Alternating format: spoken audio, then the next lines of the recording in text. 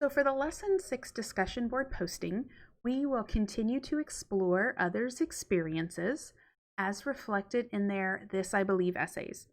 So we'll continue our discussion of rhetorical listening, and if you would like more information or a little bit more development or discussion, I included in the video on the Developing Your Rhetorical Listening essay a little bit more about rhetorical listening, but let's also continue here.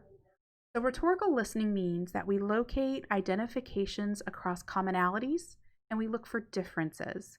So, commonalities, what makes us common, and differences, how are we different?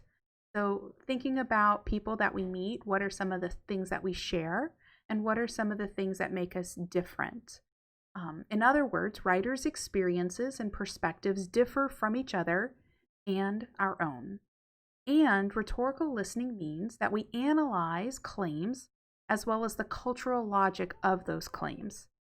So, cultural logics are ways of thinking or the guiding principles, values, beliefs, or ideas that people share.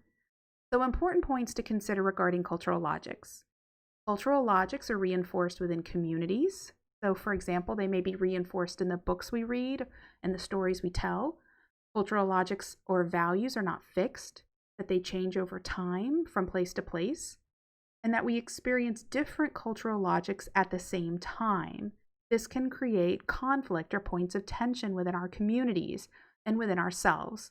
So let's kind of back up here and think about this a little bit more.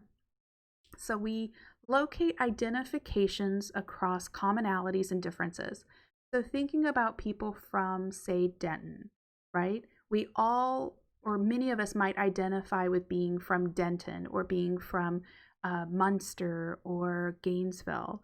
So, what are some commonalities of people who come from Denton or who live in Denton? What are some commonalities of people who live in Munster?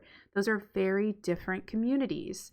But also within Munster, how do people differ out there? In Denton, how do people differ? I live in Denton, but I live on the east side. I live out on 380 between Denton and McKinney, and it's very different out here. It's not the same kind of Denton that you probably see or experience if you go to the courthouse often. Um, you know, Denton proper, downtown, has a very different climate, a different atmosphere. It tends to be a lot more liberal, a lot more left of center politically and socially. Um, Whereas I live in Denton, in Denton County at least, out on 380, almost to the Collin County border, and it's very different out here. It tends to be a lot more center or even right of center politically and socially. Um, the income bracket is a little bit higher, so I pay a little bit higher taxes. Um, you know, it's also kind of, there's a lot of creep from Frisco, which is very, very different from Denton. So oftentimes I feel like I'm kind of in the middle between liberal Denton and conservative Frisco. And so even though we might all in this class share the identification of being from Denton or North Texas, there are a lot of commonalities, but there also are a lot of differences. You know, things that make us common or things that we share being from this part of Texas is that it's very different here than it is, say, in Houston or in Austin, or even where my mother lives in Stephenville. It's very different. And so that's something to think about. Like, rhetorical listening means thinking about, okay, I'm from Denton, and how am I similar to people from Denton, but also how am I different from people in Denton? Also, rhetorical listening means that we analyze the claims as well as the cultural logics.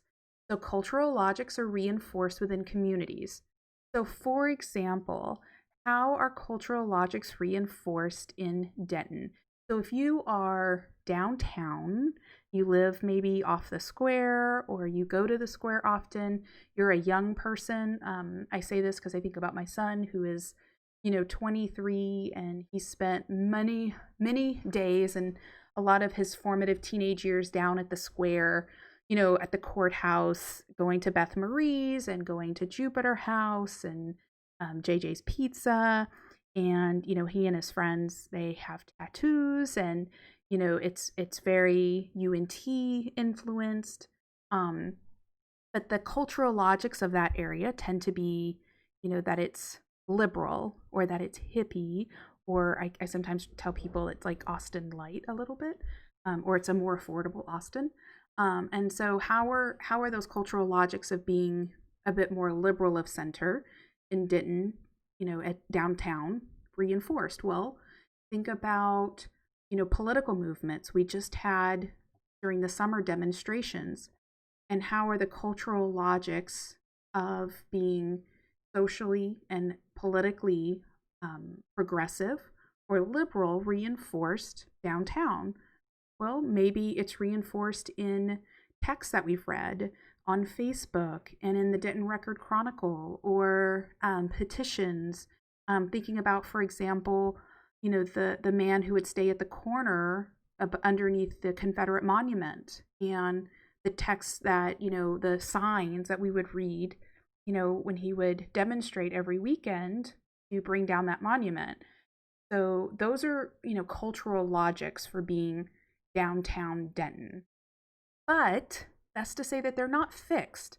They change over time and from place to place. So, for example, thinking about the cultural logics of being kind of a downtown Denton person, it's not fixed either. So, kind of returning back to the example of, say my son, who is typically left of center. He's a young person who grew up in Denton going to the square, but he's also growing and he's becoming a different person and he's aging. And so, his cultural logics aren't, stagnant. It's not static. It changes. And even the cultural logics of downtown Denton at the square changes. Think about how, the Confederate monument went up in the 1920s.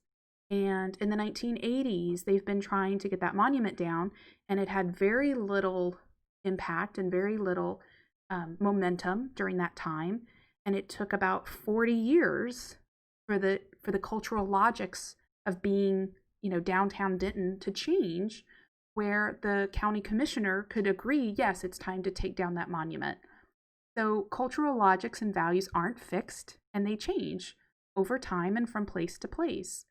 And then we also experience different cultural logics at the same time. And these can create conflict or tensions within our communities and within ourselves. So thinking about the example about Denton, you might remember or you might see if you drive down there, there's a mural on Andy's Bar, on the facade, the wall of Andy's Bar.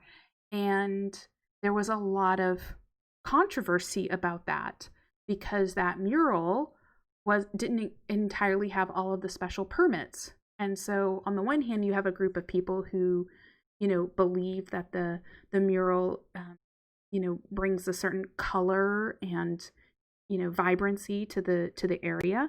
And on the other hand, you have people down there who say, well, you have to follow the rules. You have to get the required permits, because if he can put up this mural, then maybe I can put up one on my wall. And what are you you can't say anything about it because you approved his and he didn't have the permissions. So you can see these points of tension within our communities. So let's think about that now in regard to This I Believe essays.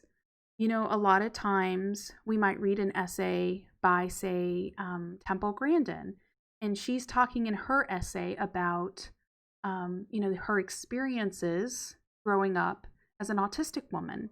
And the cultural logic would be that people with autism are mentally retarded, that they should be institutionalized, that people who are cognitively impaired are burdens, right? That's a cultural logic that we might have. And Temple Grandin's experience in her This I Believe essay illustrates a conflict or a tension with that cultural logic, that we see in her somebody who doesn't fit that cultural logic, that she is none of those things. And so it forces us to kind of think about, understand, if we do it right, we're engaging in rhetorical listening. What are her experiences? What are her life experiences? And how does her life, what can we learn from that life experience?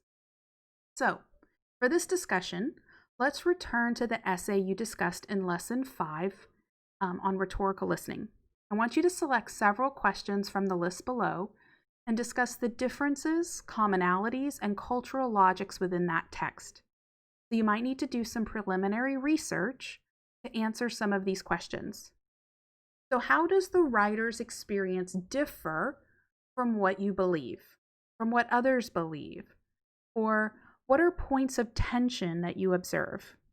So for example, several of the essays address immigration, the experience of the refugee. And so, some of our cultural logics might be that people who enter the country illegally are criminals or burdens on society. But maybe the This I Believe essay shows us, and this kind of presents a point of tension from what we know or what we believe with what that person's experience is. So how is this writer's experience similar to what I do believe or from what others believe? What cultural logics do you see reflected in the text that you've read? How are these logics reinforced and shared within communities or groups? So for example, thinking about returning to, maybe some of the essays about Temple Grandin and thinking about the cultural logics that people who are disabled or cognitively disabled are burdens on society. So what kinds of texts do we have that reinforce that? Well, we have television and we have movies and we have medical journals, medical books, doctors' textbooks. So oftentimes we see texts that reinforce specific cultural logics. So we might see a text or a film like Rain Man that reinforces a cultural logic that people with autism need to be institutionalized, or that people with autism possess a certain unique talent or skill. So when people ask me sometimes what my son who's autistic, his special talent is, like in Rain Man, I tell him he's really good at being a jerk sometimes. But that's a cultural logic that, oftentimes we have, that people who are autistic, they need to be, we need to treat them with, with reverence, that they're so wonderful and they're so sweet and so loving and nurturing, or, that they have these special skills or talents. And sometimes I push back on those cultural logics because sometimes he is a jerk. He is a pain. He can be rude as all get out because he doesn't have any social awareness. And so, think about the texts that reinforce specific cultural logics, the songs, the oral traditions, our media, our newspapers. For example, if you identify as a Christian, a very specific text reinforces cultural logics. Can you think about which one that would be? Perhaps say the Bible. That is a text that specifically is written to reinforce specific cultural logics. If you are a member of the Church of Jesus Christ of Latter-day Saints, you have another text that reinforces specific cultural logics. The Book of Mormon. And so think about those texts that we see, whether it's YouTube or Facebook or social media, and how they reinforce those logics. And then how are people expected to act when reinforcing specific cultural logics? How have these logics changed over time? Do these logics change from place to place? Do any strategies, remedies, or opportunities exist that promote understanding of these commonalities and differences? And at the end of your post, fill in the blanks in the sentences. So author's thesis, main point, argument in the essay is blank. And to understand this point, it is important for readers to understand 1 and 2. I want you to fill that in, all right? So 2 things. Answer the questions in the bullets and fill in the blanks in those 2 sentences. So then you're going to post your discussion below in about 2 paragraphs or 250 words. And if you have any questions, here is an example of a model, and I will post that illustrates what I'm talking about here. So let's look at it. Reflecting on Temple Grandin's essay, Seeing in Beautiful, Precise Pictures, I'm reminded of what I read about the disability rights movement throughout American history. In Inventing the Feeble Mind, James W. Trent Jr. describes how the 19th century and earlier, people with mental impairments lived at home and were cared for during their entire lives by their families. But in the 20th century, state-funded institutions became more common. The result is that people with cognitive impairments were institutionalized, abandoned, and left to suffer in overcrowded and underfunded group homes. I read more about Temple Grandin's life in her book Thinking in Pictures, and she said that her mother was likewise encouraged to give Grandin up to an institution because she was difficult to manage and her outbursts were sometimes very aggressive. Thinking more about the questions regarding cultural logics, I believe that Grandin's narrative pushes back against the cultural logic that people with autism are not smart, capable, and meaningful members of society. These cultural logics were often reiterated in doctors' medical school textbooks, in parenting literature, and in film. For example, many Americans learned about autism in the 1980s and 90s from the film Rain Man, and Rain Man's character was removed from his family and lived in an institution. But Grandin's narrative shows that previous cultural logics were wrong, and that rather than locking them away from society in an institution, autistic people should be integrated into society. Her essay promotes the dignity of people with autism. Her essay offers the opportunity for readers to see how, while not every autistic person is capable of getting a PhD like Grandin did, autistic people should still have enriching and fulfilling experiences with families and friends. They should have job opportunities that are appropriate to their abilities because work means dignity, fulfillment, and community. And now here's the last part. This part's important. Temple Grandin's thesis in her essay is that her autism allows her to see and experience the world differently. This difference has helped her develop more humane slaughterhouses that promote the ethical treatment of cattle. To understand Grandin's thesis, it is important for readers to understand that 1. People with autism have not always been treated with dignity, and 2. That it's important that we treat autistic individuals with dignity, respect, and compassion, because when we do, all of our lives are enriched for it. So hopefully this gives you a better idea about how to move forward with your This I Believe essay and engage in some brainstorming related to rhetorical listening.